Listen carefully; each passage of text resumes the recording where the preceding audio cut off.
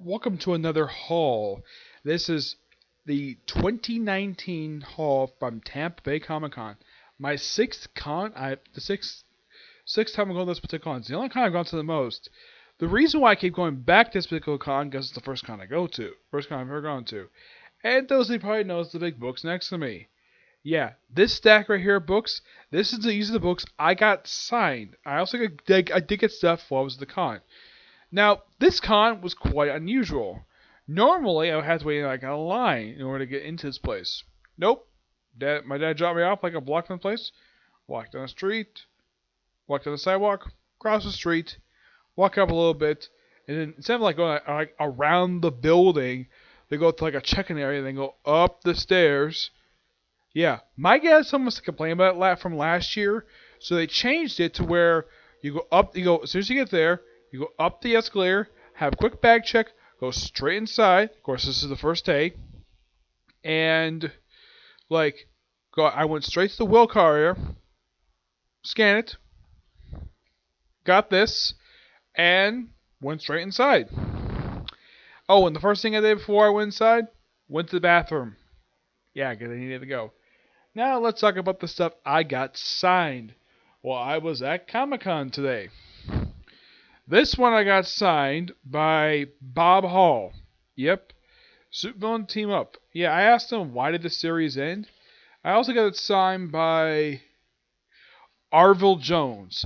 Yeah, I got a chance to talk to this guy for a little bit. And basically, he did tell me that a little bit about this series, and I also asked him because I noticed they have a copy of Blood Syndicate, the cover for it, and I asked him, did he get a chance to meet? Has he ever got his meet Dwayne Murphy? The answer is yes. He's actually known him since he was a little boy, and when he heard he passed away 11 years ago, he was actually quite shocked to hear about it because he had known this guy for years, and from what I heard, he was very impressed, and of course he did confirm about the whole thing about him being happy what they did with Static Shock, though he liked season 2 better than season 1, but. Yeah. The other guy, I did ask pretty much the same question from Bob Hall. I talked a little about West Coast Avengers. Of course, he only worked on the first 5. But even he basically, even he really liked doing the book. Not much to talk about when it comes to Bob Hall. I didn't talk to him very long. Mostly talk a little about the West Coast Avengers for a little bit. I did tell him about the recent lineup, and he's not surprised the book got canceled. Alright. This one got signed by Mr. Bob Layton. Yep, there he is right there. And he was shocked the fact that this book even exists. Why?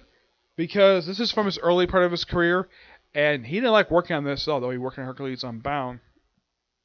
And this whole thing, Great Disaster, this was actually all Walt Simonson's idea. Yep, believe it or not, yes, all Walt Simonson's idea.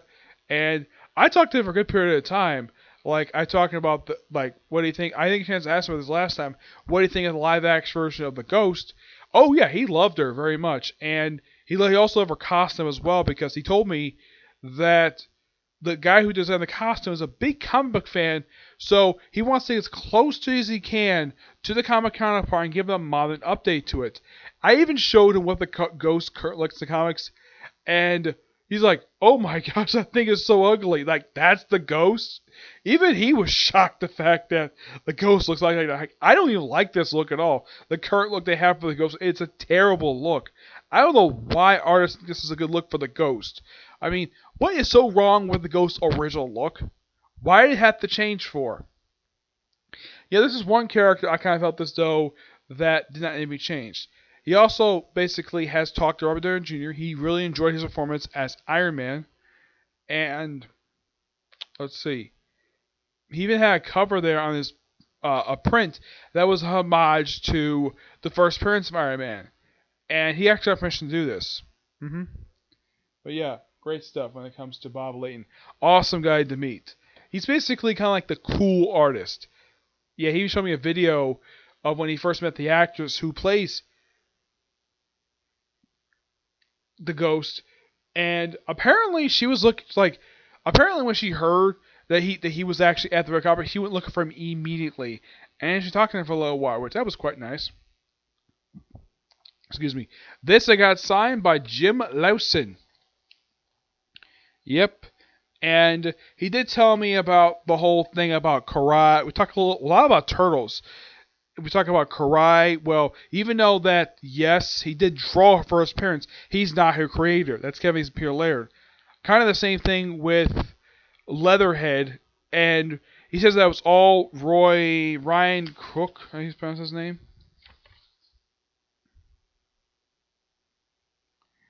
It was all, if I can find his name here, Ryan Brown. Yeah, it was all his idea.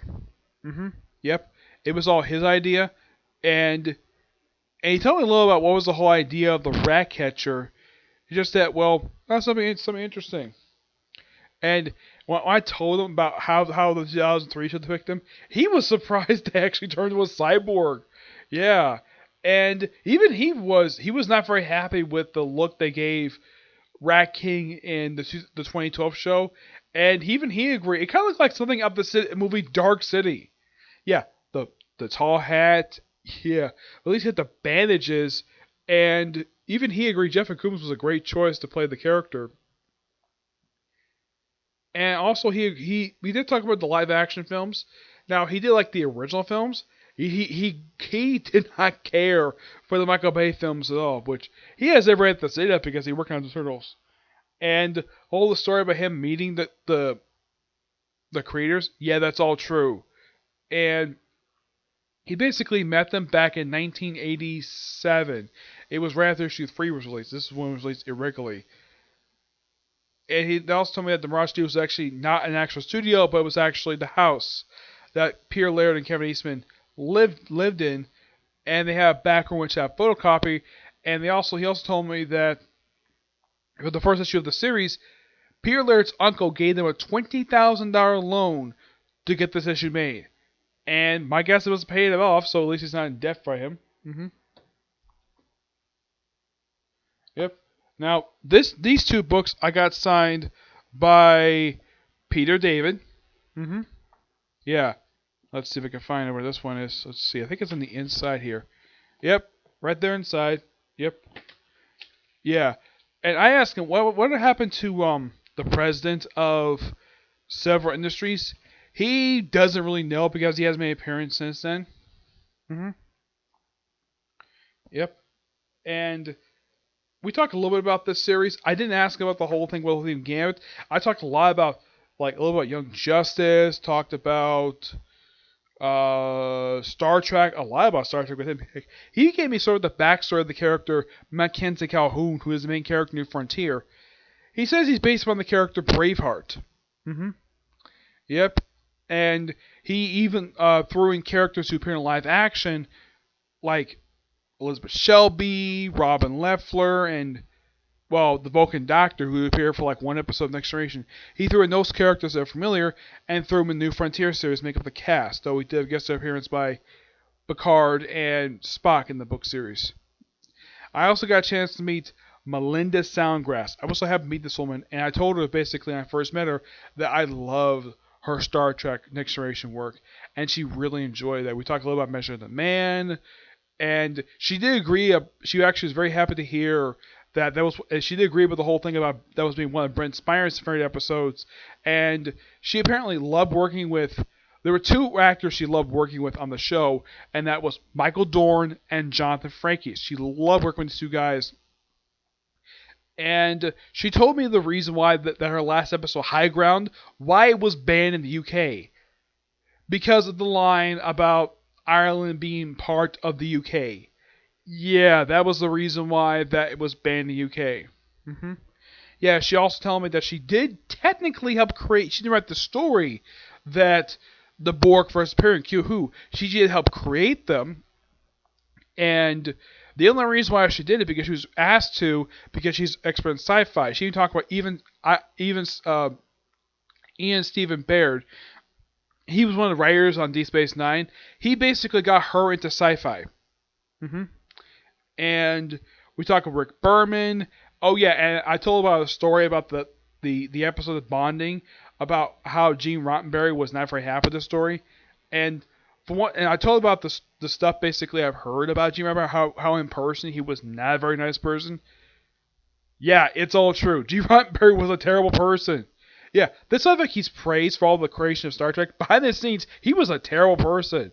So yeah, that's all true. I also get a chance to meet the Keith R.A. I keep forgetting this guy's name.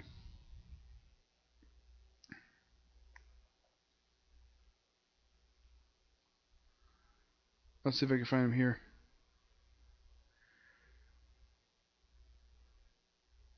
Keith R.A. DeCanto. I also got chances of running into Michael Capon again. Yeah, I was surprised to see him there, though I didn't get a picture of him this time because I didn't really need to. And it was nice to see the guy again. This one got signed by Andy Smith, who was the anchor of the Thanos annual. Like, did I put something here? I mentioned the Thanos annual. I was like, oh yeah. Yep. I talked to him for a little bit. This one I got signed by Glenn Fibre. Yeah, he worked on a lot of Vertigo books, like basically the covers, and he did tell me that he loved working on the covers for Vertigo.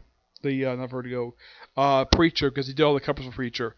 And they mentioned like a lot of the other covers are very similar to this, and that's because he worked on them. That's basically the reason for that. This got signed by the awesome Timothy Zahn. Yeah. He signed this. I thought he was on the cover, but no. He actually opened up the inside of the book and basically signed the first issue cover. I even talked about like the first Thrawn book where when I did my review for the book, I basically spoiled a lot, but I didn't spoil the ending. But I did spoil the ending when I talked about the adaptation of the book, and he did really appreciate that. The fact that I didn't spoil the ending of that first book. But he didn't mind it when I spoiled it for the ending of the Thrawn book. And I did read Thrawn Online. I didn't read Thrawn Treason. That's actually his new book. He said that just came out just a few days ago. I personally can't wait to read him. I get a chance to get my hands on it. And he was an awesome guy to meet. This it got signed by Scott Nolans. Yeah, he told me about some interesting things about the Blue Beetle book. Like how that the character Nightshade was supposed to be in here. Yeah, Nightshade, if you don't know who this character is, kind of like a white skin, chalk white woman with yellow eyes, and this very sexy outfit. Yeah, she's a creation of Steve Ditko. And she was planned to be in the book, but that was then they had a last minute change. And we talked a little about the fact this book is sort of a semi-continuation of the previous line, which was done by Tony Bedard, and the original Keith Giffen run. Now, this fact Jeff Johns did basically write his first story. He's not his creation. No, he's a creation of Keith Giffen and the artist who did the book. Yeah, it was like Keith Giffen created this character. And Scott Nolans even told me he really enjoyed working with Keith Giffen. And even he basically, we talk a lot about the Blue Beetle book. And Dan Garrett does make a cameo, but he was playing a more bigger role in the book. And of course, we talk a little about the fact OMAC, basically all of Blue Beetle, that's basically what we talk about here. But I don't mind talking about Blue Beetle because I love Blue Beetle. Okay? This one got signed by two different artists, Pablo Marcus and Ron Smith. Yeah, mostly we just talked about this particular series. Yeah, we talked about this series and... Well, basically, that's mostly what we talk about. We mostly talk about this series and some other books, basically, that came out. But I didn't talk to Pablo Marcus very long. This I got signed by Michael Golden. Yeah. And I actually talked to him a little bit about Rogue. Not about Batman, per se, but mostly it was about Rogue. That's mostly what I talked about. Basically, I told him about, Rogue is currently married to Gambit, the fact they kind of alter her powers a bit, and the fact that she still has super strength and flight. Yeah, she still has that. And he has no problem with the actress who played her in live action. He didn't have much to say about her anyways, like he just didn't care. Alright, that's all the books I had signed. Let's talk about the start off the shelf I got at Comic-Con. Alright, first up, we have a couple prints. Yeah, I picked these up for $5. Urza. And another another is a one. Yep, 2 prints for $5. The only prints I got while I was at Comic-Con, surprisingly. Yeah, this I got for free, a poster, which Buzz himself signed. If I can find the signature for this thing. Yeah, he signed the arm. He signed the arm, which I was kind of surprised the fact that I just happened to run into him. I just ran into simply hi, and he says, okay, and I haven't seen his name, but okay, why not sign this poster? I'm like, okay, go right ahead. Didn't have a problem with that. Here's some trades I got. I didn't buy very much because I have very little amount of money. Don't ask how much money I got. I prefer not to get into it. Okay? Yeah. These books I got for $20. Have Venom by the conclusion to the whole stuff related to Venom, the third Venomverse. WMD, Weapons of Mutant Destruction. Yeah, the crossover between Totally Awesome Hulk and Weapon X. I can't wait to read this thing. Weapon X Volume 2, The Hunt for Weapon H. Yeah, the stuff that came right after that particular. I had the first book, so I figured, why not get the second one? Yeah, and yeah, surprisingly, I got this all for $20. And the last one I got was the first trade that collect Matthew Rosberg's run for The Punisher. Yeah, I was so happy to get this damn thing. Yep. I was so happy to get this damn thing.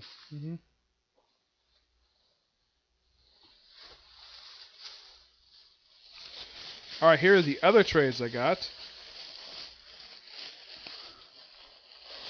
Ant-Man, Second Chances. Rock Raccoon, Grounded. This is also Matthew Rosberg, surprisingly. Yeah. And also a present for my sister. I'm not going to really show because she's probably going to see it. So I'd rather not show off basically what I got for my sister. Yeah. I picked up the same booth I got the other two books at.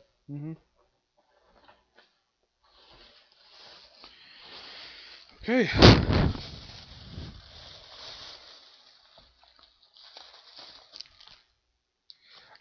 Kenny X Force Final Extinction books 1 and 2. Got these two for $5. Yeah, I was very surprised to get these two books. Yeah, I'm still hoping to get the other books. Like, I'm almost done collecting that particular run. And plus, also, I got the first trade that collects the Old Man Logan series. This, of course, is the miniseries from Secret Wars. I can't wait to read this thing. Yeah, because I love the Weapon H, the Old Man Logan series, because it's just so good. I love it. And there's still a few more things, not much. I didn't buy very much was the Comic-Con. I basically very little with my spending. A new My Hero Academia t-shirt. You might see this in the near future. Me wearing it. That is. Yes. These with a couple statues. I didn't buy any anime, surprisingly, this time. No, I didn't buy any. Nope, I got something signed. Yeah, I forgot to take it up, by the way. Yeah. This I got for $10. Yeah, a figure of Boa Hancock. Yep, this is Boa Hancock.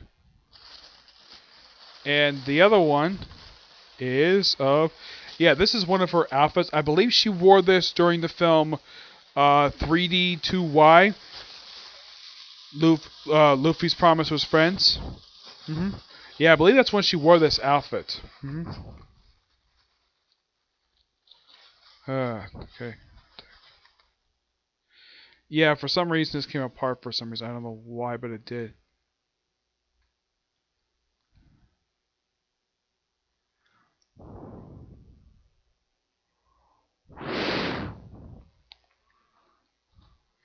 Nami! Yes, a figure of Nami.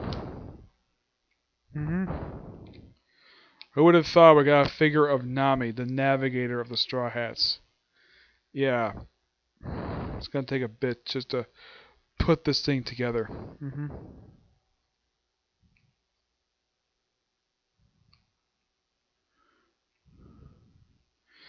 You know what this cost me? This little thing? $13 for this thing. hmm Yeah. The Boy Hancock thing, that cost me like $13. Actually, this was 13, and this right here was 10. Yeah, this was 10, this is 13. Which surprisingly, it's not very much for figures. Nope. I think, yeah. That's it for all of my stuff I got at Comic Con. This overall was a pretty good con. I didn't buy very much as I usually do. Surprisingly, I bought less. Oh, there was one other thing. Let me go get it. Yep.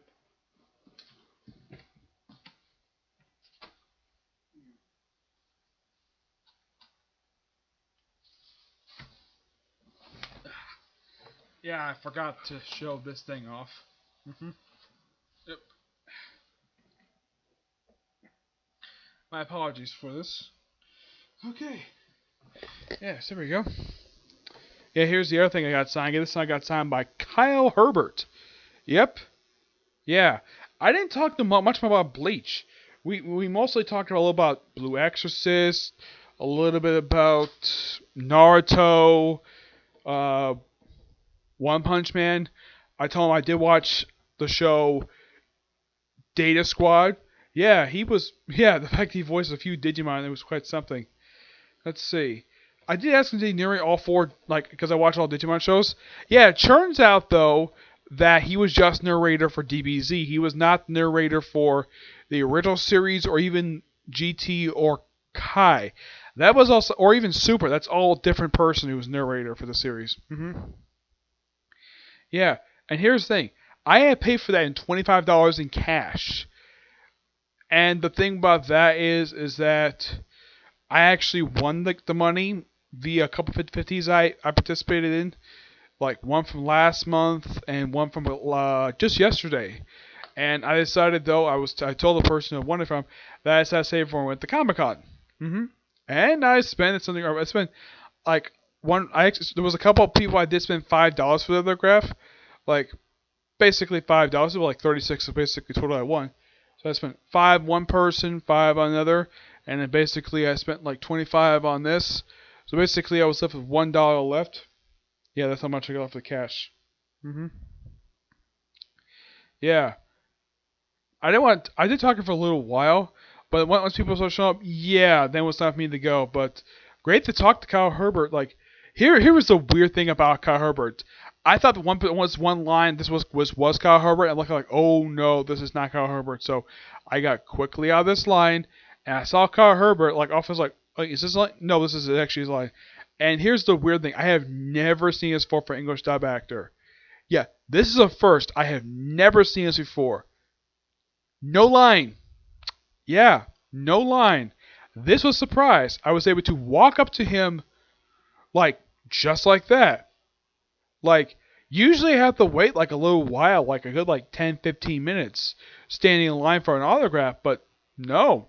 Yeah, he's probably by far the first and only dub actor that I never had to sit in line for. The only one I could think of actually, there was a line for this person, but it was very short, was Christina V. Yeah, surprisingly, she didn't make people wait for her, surprisingly. I was surprised about that. I would say probably the longest line I've sat through is probably for Christopher Sabat. Yeah, he took the longest to sit through his line. Peppercorn was okay. I got to him pretty quickly. The line itself was kind of long, but wasn't like too long per se. But yeah, Herbert, like Kyle Herbert, wow, I was surprised how quick it was. Like I recognized him right away because here's the thing. I actually, believe it or not, looked up what he looked like online, and like I saw him like oh crap, there's Kyle Herbert. Like yes, Kyle Herbert's right there. So I was yeah, it's something though, the fact that nobody at that point was going to see Kyle Herbert, and plus it's his first day. Yeah, and surprisingly there wasn't many cosplayers there. Like the most I saw for character people cosplaying as was Spider-Man. I saw like three or four people dressed as Spider-Man. I saw one person dressed as Gwenpool. Yes, Gwenpool. I've never seen Gwenpool cosplay before. I saw like 3 people dressed up as Spider-Gwen, though she's not a nose Ghost Spider now. Let's see. I did see a person dressed up as Jason Voorhees. Oh, yeah, I did take one picture at the con. Yes, surprisingly, I took one. And here's the thing. I actually did not have to pay for this picture. Nope. Usually when I take a picture, I have to basically pay for it. Yeah, that's the way it is a lot of the time. Yep. This one got pictured with a couple cosplayers. Yeah, one cosplaying as, believe it or not, Terrible Tornado, and this guy's supposed to be cosplaying as Saitama. Yeah, believe it or not, like, can't really see him very much. Yeah. Like this guy here, that apparently is supposed to be dressing up as Saitama. I know it's a glare, but yeah. He's supposed to be dressed up as Saitama, and she's dressed up as Terrible Tornado. Oh, I've heard Terrible Twister. Yep. Because I recognized the outfit right away. She was actually quite surprised. The fact that I was able to recognize the outfit right away, because I told her I watched One Punch Man, so I know who the character is. And I talked a little about the season. I showed about my keychain I have of Saitama on it. Yeah, I would have thought that for Saitama they would put limit work and basically, like, look at this guy. You probably don't think he's Saitama because, well, he's not having the traditional outfit. But yeah, he's supposed to be Saitama. Yeah, I did see one person dress up as Hela from our look from Thor Ragnarok. That was something. I never expected to see that. Yeah, didn't see much for cosplayers this time. No. And one of my coworkers told me recently he was going to go to the con.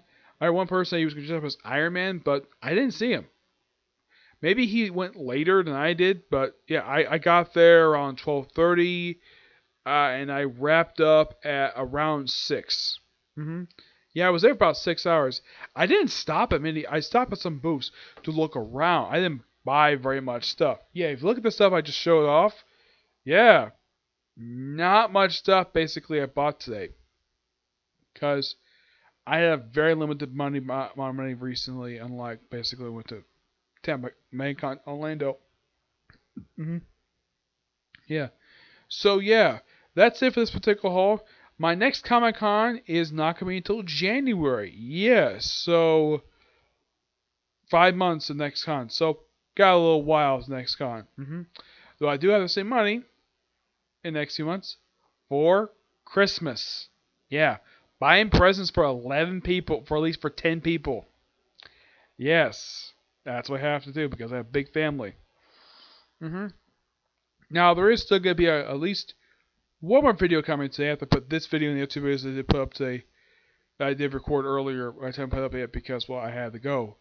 Yeah, and that'll be a review of New Ship Blue Exodus. Aside from that, that will be it when it comes to videos today. Tomorrow, I'm probably going to have about 3 videos recorded tomorrow. All case closed stuff, okay? But till you see you next video. Bye.